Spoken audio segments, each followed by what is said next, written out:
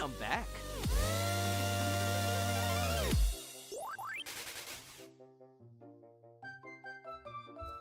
Yeah, oh, basically, what's up, man?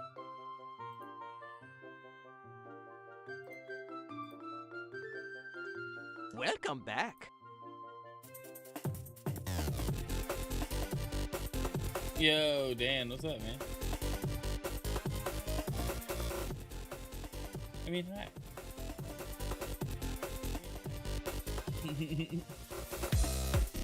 Dan, you've been missing out, bro. Welcome back. Welcome back. Morning, Kill. You're supposed to be teaching. Twitch glitch. You can click the button. Whatever. Oh, it's good to see you, man. I'm glad to see you in chat. Very encouraged by your presence. It was ready and refreshing. I was rushing, man. I was rushing as fast as I could. Oh, man, that thumbnail is incorrect. I gotta go fix that.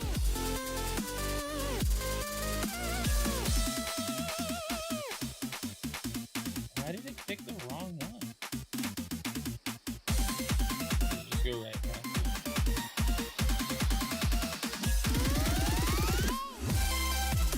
That's still the one.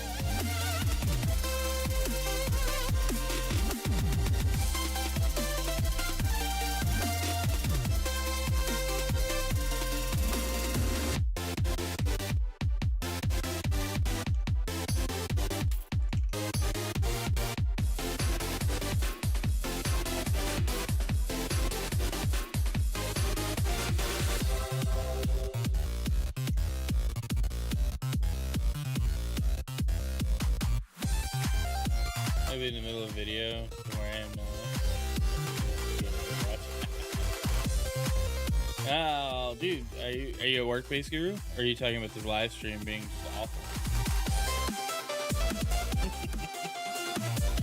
Sorry, I couldn't help myself.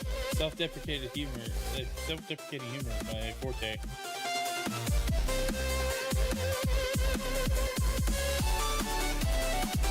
Supposed to be educating children, and yet here we are. Ooh.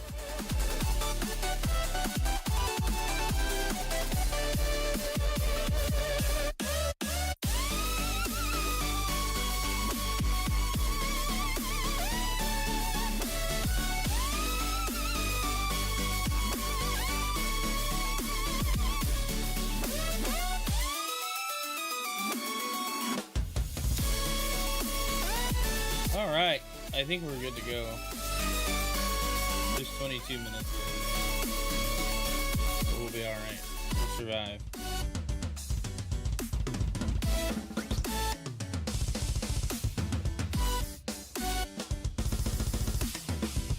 As long as this one's working, this is like what bugs me. Is TikTok chat doesn't always stay functional.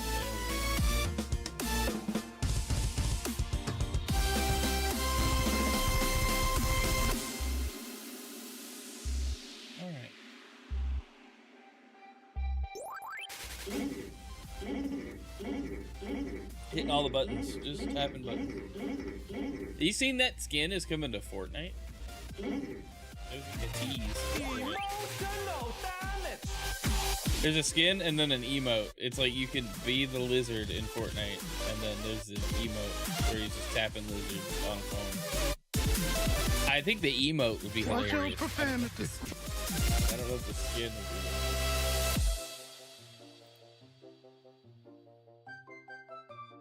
Okay, just verifying.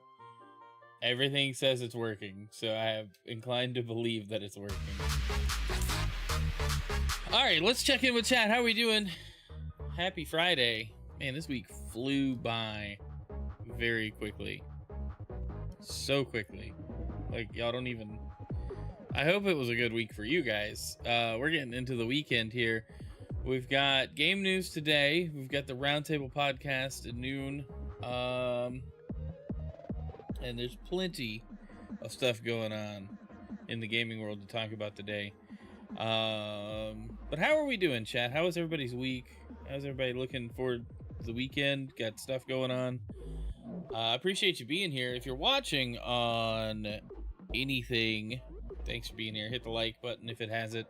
If you could open up a new tab wherever you're watching, go to my YouTube channel and go to the full screen YouTube stream and hit the like button there and drop a thumbs up emoji in the chat. Let me know you did it, and I will appreciate you. We're trying to get YouTube partner, which means we need watch time. So I'm not saying leave wherever you're watching. If you're watching on TikTok, stay on TikTok. But just open up a new tab, go to my YouTube channel, and subscribe if you haven't already, and then hit the thumbs up over there. Yeah, there we go. There we go. We got it figured out today. Let's go. But that helps a ton. The engagement helps, and we are pushing the stream out as many places as YouTube decides it will go. But I appreciate you guys' support and stuff there. But let's move into the game news. We got things to talk about there.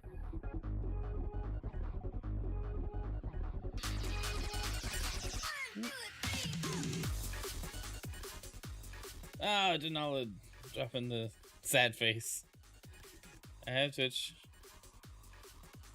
chat only with YouTube stream. There you go. That's the way to do it, basically. That's the way to do it. All right, we gotta get some chiller vibes.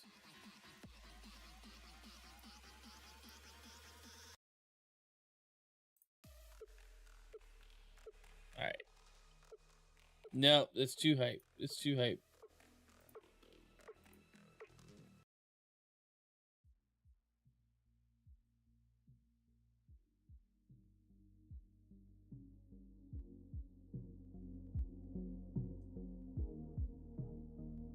That should work. Okay. Where are we at? The title for today is new Xbox Codename revealed. Console confirmed. We knew it was coming. We've heard them talk about it, and we'll jump into that. Well, let's kick off. We've got Mario Day next week, March 10th, coming up in a few days. So let's talk about a new Super Mario Galaxy Movie Direct announced for March 9th. This means we're getting a new trailer, presumably. At least I hope it's a new trailer. I don't know what else they're going to talk about because the movie comes out in April. But the Nintendo Today app, which I forget to keep checking, announced a direct for the Mario Galaxy movie. So we're gonna look at that. I'm not gonna live react to it. One, it's the movie, and I'm not dealing with the copyright things around movies. And two, it's probably super short. We might watch the trailer on the game news the day it comes out. So we'll see. See, headlining the 40th anniversary and all that stuff. I'm not gonna read the article. Thanks Insider Gaming for sharing this though. Thanks for clicking the stream. I can't say your name. Dang Ogre Luck. Got you. Thanks for being here. Dan, is that you? Is that you? All right. On top of the Mario Day announcements for the movie, we've got some sales coming to Switch and Switch 2, which they usually do. A lot of times Mario games don't go on sale. Nintendo's first party games don't necessarily drop in price ever. So, well, you got to get it where you can. Right. And these discounts are coming up, $30 for Mario and Luigi Brothership, Mario vs. Donkey Kong, and Paper Mario 1000 Year Door. That might be one I pick up. Paper Mario might be one I pick up. I don't know yet. $40 for Luigi's Mansion 3, Mario 3D World, plus Bowser's Fury, Mario Odyssey. That's a decent price. Mario Party Jamboree. That's such a good Mario Party. And then $60 for the Switch 2 edition Mario Party Jamboree plus Jamboree TV. So that's actually good because if you buy the game and then buy the Switch 2 upgrade, it's like $80. So, or maybe it's, yeah, so it's a good $20 DLC thing. So if you pick up Mario Party Jamboree, the Switch 2 edition, which will work in the Switch 1, but you plan on getting a Switch 2, do it that way. This says, separately from the above, a sale has just gone live on the eShop and will be running until March 15th. Similar discounts. Donkey Kong Country Returns HD is $41. Luigi's Mansion 3, $40. I don't know what the multiplayer pack set is, but you know, $46.98. These prices are weird, but they're pretty much the same. So yeah, there's some discounts on Mario games. That's usually what they do on Mario Day. Nothing like major to announce, but I figured, hey, you know, you guys might be interested in ways to save a little money, pick up some games you put off. I know I put off picking up Paper Mario and Mario and Luigi Brothership. I don't know if I'll pick up either of them, but Paper Mario's a little tempting now that it's $30 ain't bad for a full game.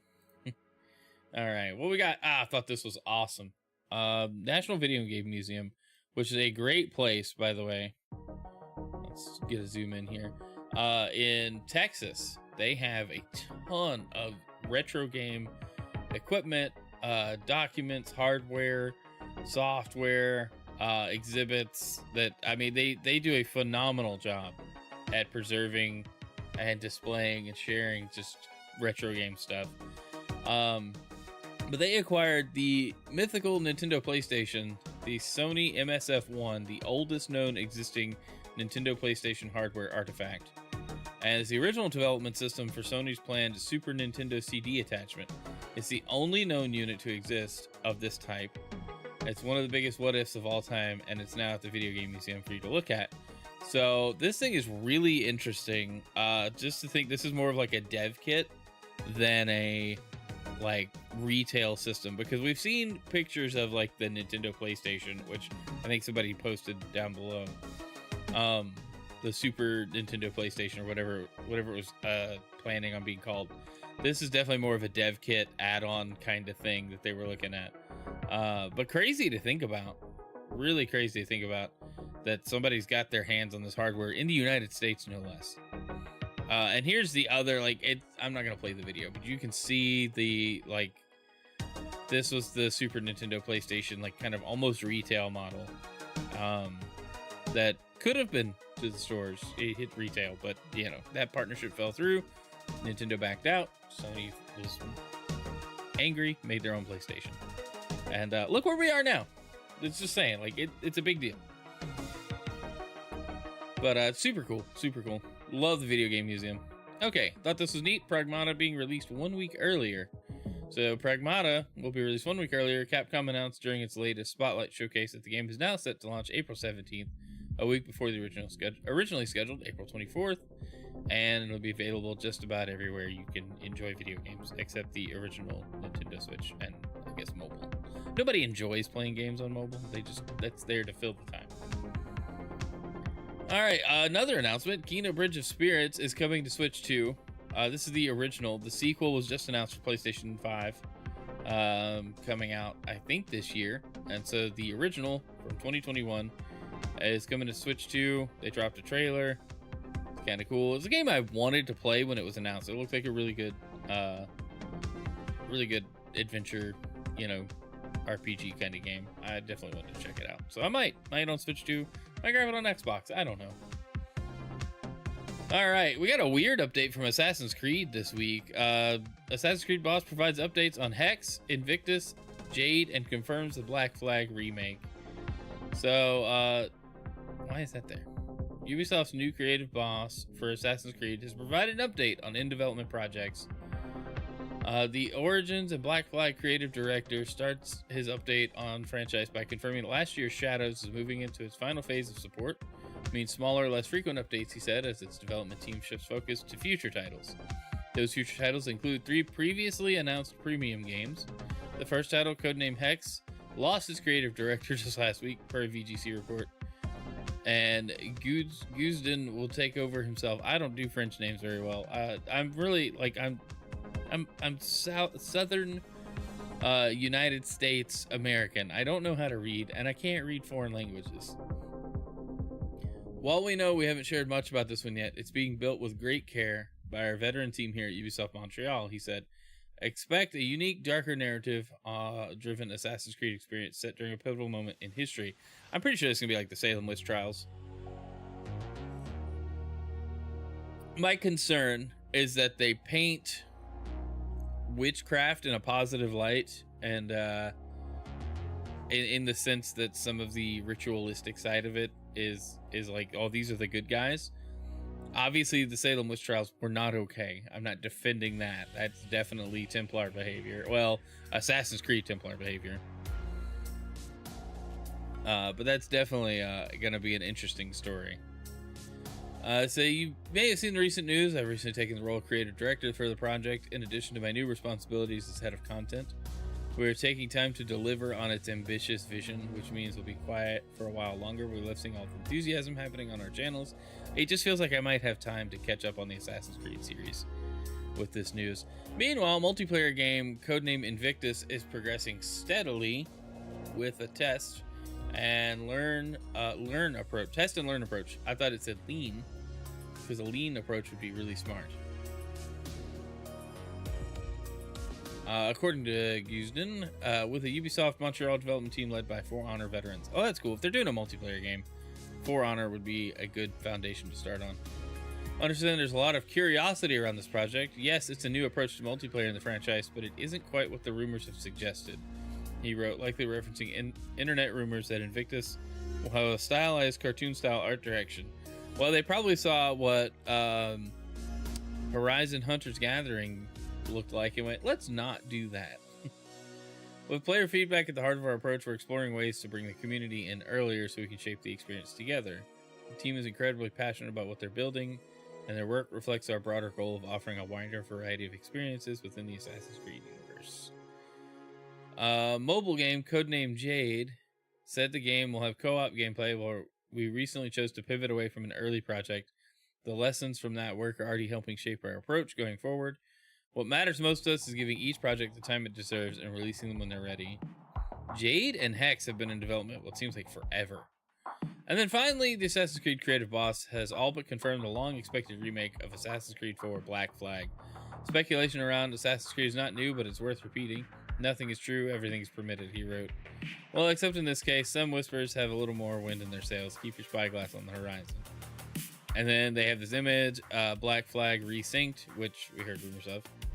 And then, for some reason, they dropped a 60 FPS update to Assassin's Creed Unity from 2014 on Xbox and PlayStation 5.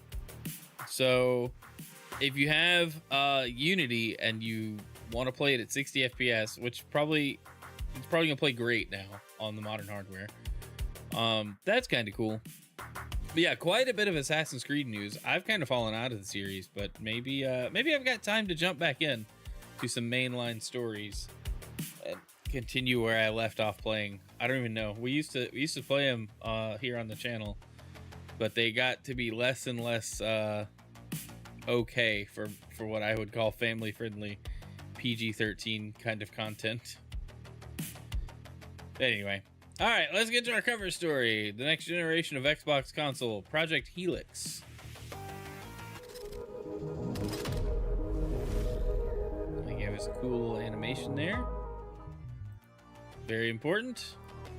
So let's talk about it. What do we know about Project Helix? Well, not much actually, except that this is let's see if we can find Asha sharing what she said. Yeah, we're not gonna find it that way.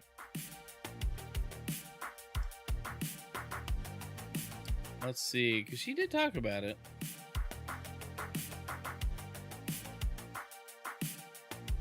Dang, best way to.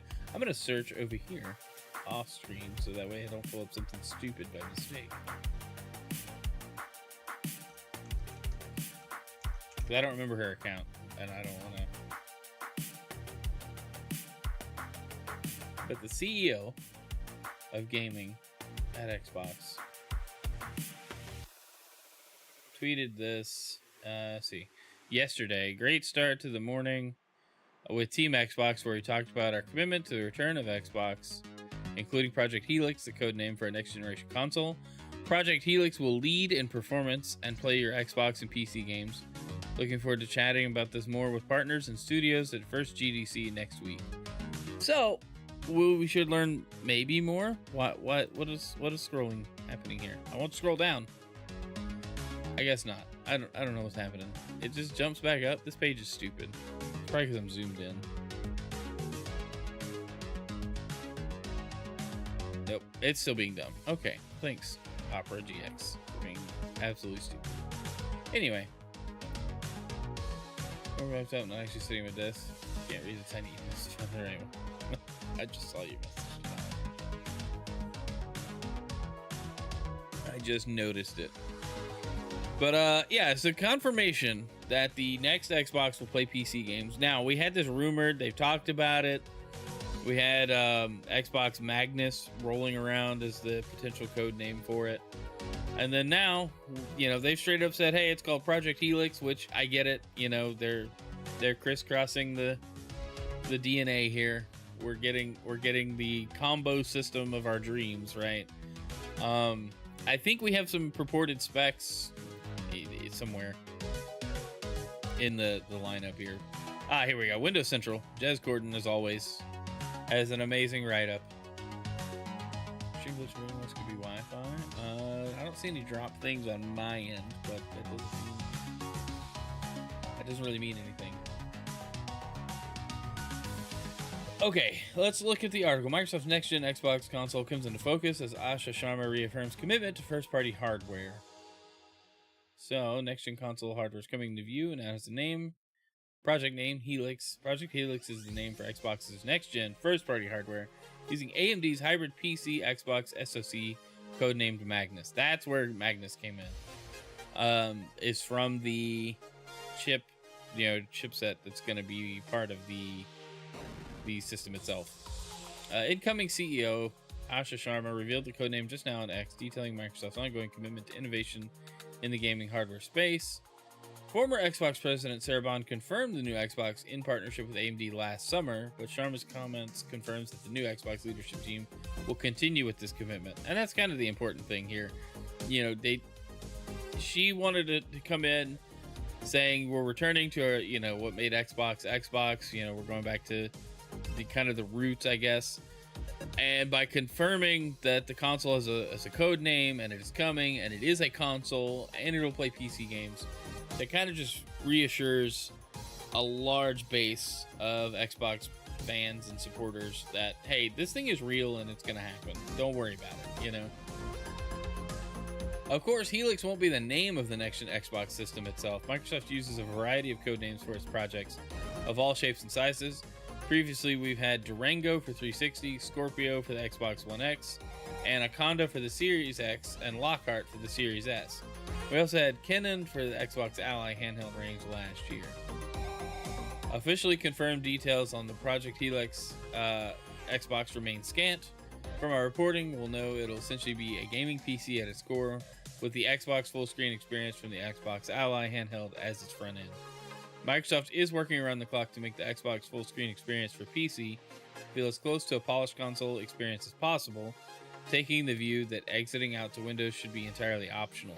I think it should be deep down in some menus, and the gaming front end should stay the focus, right? Like, I would not want the next Xbox being a PC for me to accidentally get to Windows and it's like, oh, oops, this is awkward, you know? As such, Xbox Helix will be the most open Xbox ever. You'll soon be able to boot up the Windows desktop, install other PC stores such as Steam, Epic Games, GOG, Riot, Battle.net, much more. In theory, you'll also be able to install Adobe Premiere, Streamlabs, and other content creation tools, and even coding programs and whatever else Windows 11 has available. Decades of software compatibility awaits. But critically, will people actually want this thing? Xbox hardware has more challenges to endure than ever on this front. So this is kind of the big thing, right? Assuming Xbox doesn't change its strategy, it's hard to say how many units Microsoft can expect to sell of Xbox Helix without exclusive content. Halo, Gears, Forza, and Fable now going to PlayStation. Why, if I'm a new user, would I ever buy an Xbox in a universe where PlayStation has access to the biggest library of content? Asha plans to examine why Xbox has made the decisions it has made regarding things like this, so things could potentially change down the line. Either way, armed with Steam and other PC stores, the Xbox PC Helix would have the biggest combined content library on Earth. It will be the only gaming PC that gives broad access to Xbox console games. That sounds like a compelling selling point for anyone who's already in the ecosystem, such as myself. Yeah, that's why it's appealing to me. However, for anyone who has yet to consider an Xbox, I'm not sure if it's enough to consider over Steam or PlayStation, especially if it's priced in line with other similar spec PC gaming hardware. PlayStation is rumored to be pulling back from PC game releases too, compounding its premium content library. Microsoft might be able to leverage its big contracts with component manufacturers to drive costs down, making the Xbox PC the most affordable way to enter a 4K PC gaming ecosystem. But that's very pie in the sky assumption. Game Pass is no longer as compelling as a unique selling point as it was previously, considering Game Pass now costs $29.99 per month for the Day 1 Games tier. Although Game Pass has admittedly been on quite a tear recently, grabbing Kingdom Come Deliverance and Witcher 3 among others. Either way, there's little we actually know about Helix so far. Xbox CEO Asha Sharma was selected for the position based on her expertise for hyperscaling online platforms such as Instacart and Facebook Messenger. There are few in the space with such an impressive resume in this direction. She understands the needs of vendors and partner platforms and should have the knowledge to navigate gaming's complex relationship with social media adjacency, an angle Xbox and other legacy platforms have underexplored over the years in my view. And then there's AI. For better or worse, the next-gen Xbox will undoubtedly have an NPU like the Xbox Ally X. The Xbox Ally X now has an AI-powered video clip curation powered by your gaming sessions. It will also get AI-powered super resolution technology in the coming weeks, potentially boosting battery life without compromising perceived performance. It's compelling to think of ways this could help Xbox punch above its weight in price to performance ratios. Outgoing Xbox CEO Phil Spencer previously said he wants to win on the quality of its hardware, but is that really enough? Whether it's tariffs, evolving user behavior, the self-imposed exclusive content gap, or the generalized negative perception of Xbox, Asha Sharma and Xbox Helix faced the brand's biggest test since it launched 25 years ago. He's right. He's right. My big things are, do they retain backwards compatibility like they have for the last two generations? Because that's super important. Can my Series S and X games, can my Xbox One games, 360 and original Xbox games all run on this thing without finagling it and without some kind of weird emulator that I have to configure? Can I just boot it up and it run like it does on my Series X right now? Hopefully that's the case. And then in the PC mode, do the games configure themselves to the best possible settings and limit my need to interact with those menus and tweaks and all the other things that usually come with PC gaming?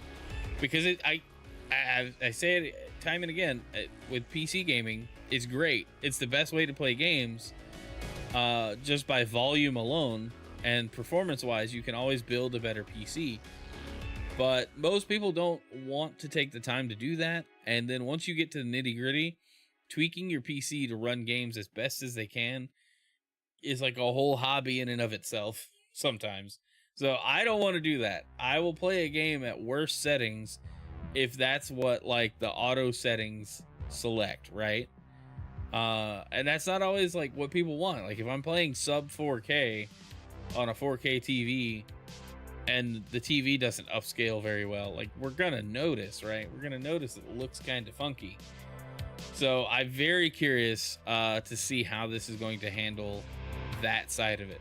How do we consoleize the PC gaming experience to make it more accessible, and how do we ensure that experience is the best it can be? And I'm sure they're asking these questions and hopefully finding some good answers.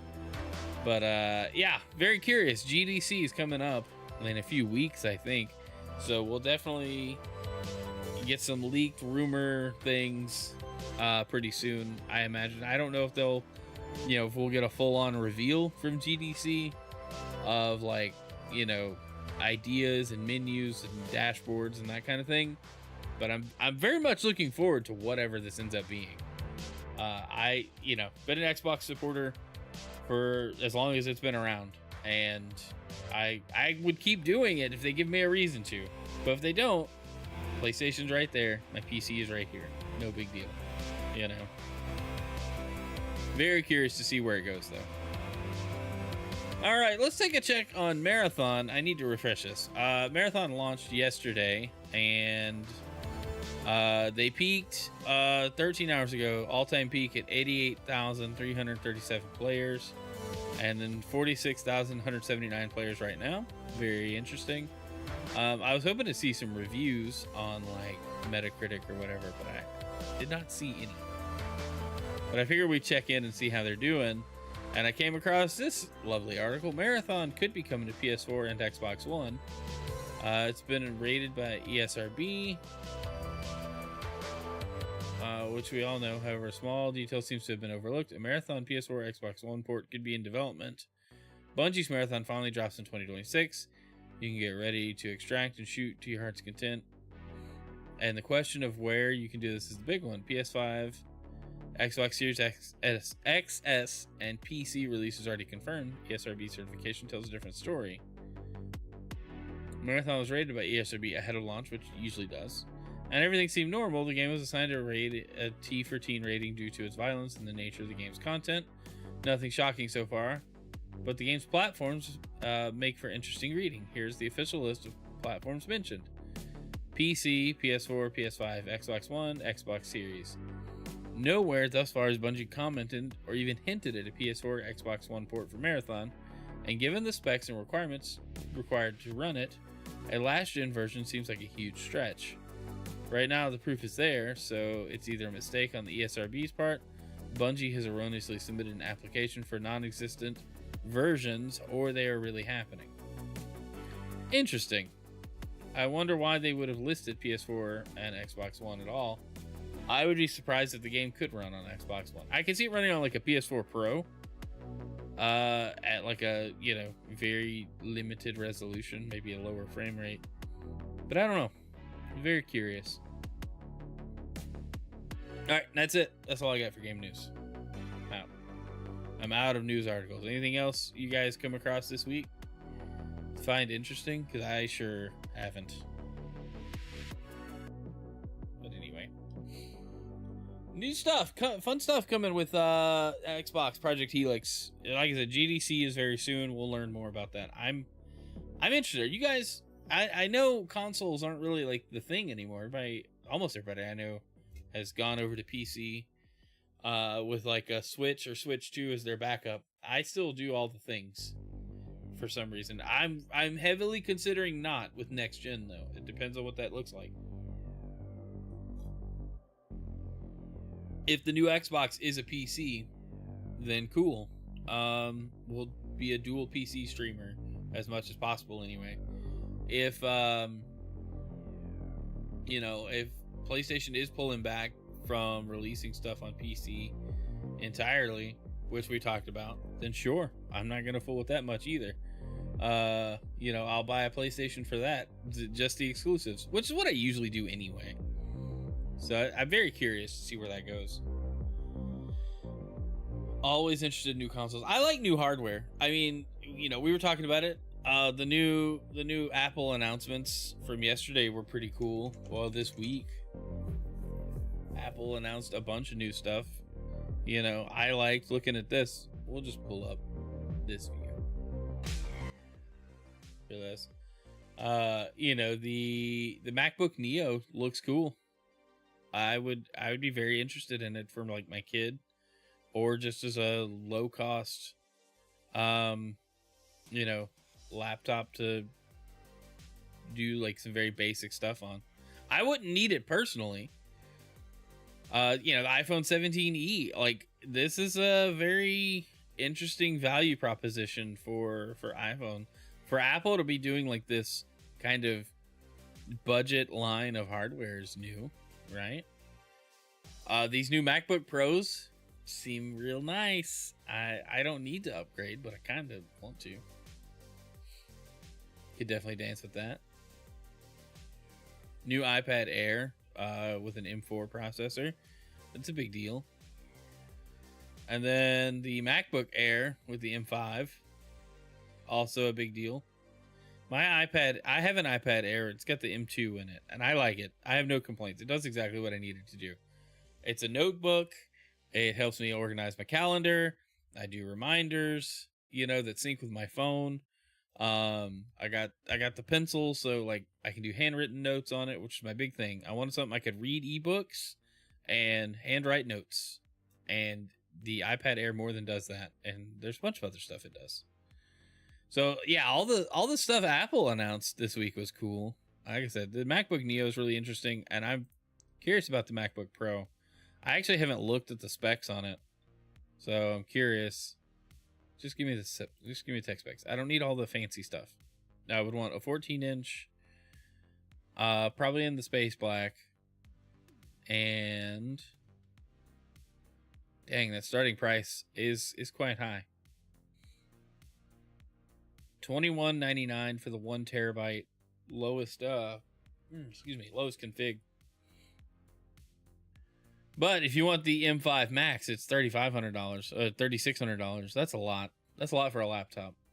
Something I can hook up pedals to, update and download settings. Yeah, you could do that with the Neo. You could get a used MacBook Air and do that very well. But I would probably go with the M5 Pro, the lower spec one with the 1 terabyte SSD. That might be what I upgrade to. But I don't know. My M2 is still going strong. I have no complaints. It doesn't slow down much at all. I've caused it to freeze doing like video editing stuff, and I'm like clicking too fast or being impatient. But that's me doing stuff on the MacBook, and I probably do need to just do a factory reset because being new to the Mac OS space, I have installed stuff on there and dropped some curious configurations in place for some software, and that just caused some issues down the line. Some stuff was like, hey, you gotta go like turn off this setting, go into the bootloader and disable this, and I'm like, I don't really want to have to do that just to make this software work like it's supposed to work.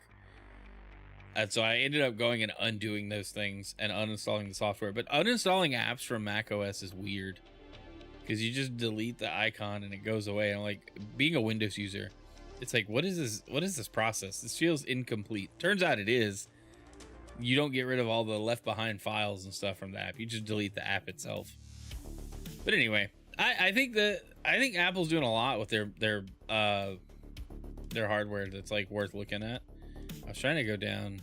I want to go down to their refurb. Yeah, okay, look. Their refurb store is really solid. It's how I got my MacBook Pro. I bought it from their refurb store. It was a lot cheaper. It's very good, Let's see. How do we... Oh, yeah, you gotta... I thought that was just like a picture. Look at this. You can grab MacBook Air with an M4 chip, 13-inch MacBook Air. Perfectly usable. 760. More powerful than the Neo. Same amount of RAM. At least I'm pretty sure it is. No, double the RAM. 256 gig SSD.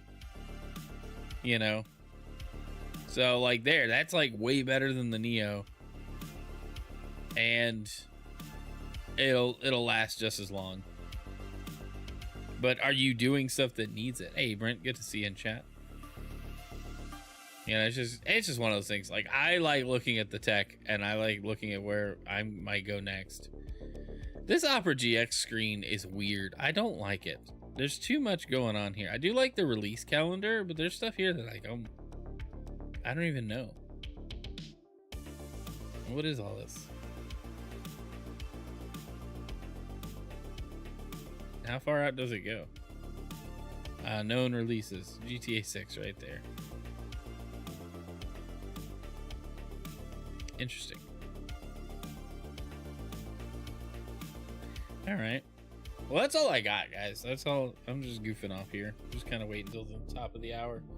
I appreciate y'all hanging out, dropping likes on the YouTube streams, hitting the like button on TikTok. Like, that's all very helpful. Super awesome. I wish I could see. Hey, we hit 5 likes on the YouTube stream today. It's been the goal, seeing 5 likes. So I appreciate that. You guys are awesome. You guys are awesome. Thanks so much for the support. Let's find somebody to raid, and then we'll call it a morning.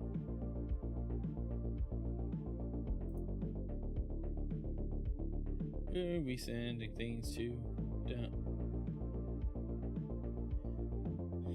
Oh, GCG's playing Pocopia.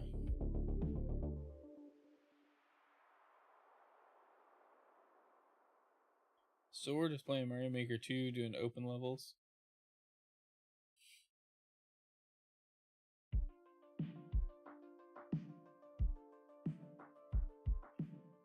Let's send it over to Sword. We hadn't rated him in a while.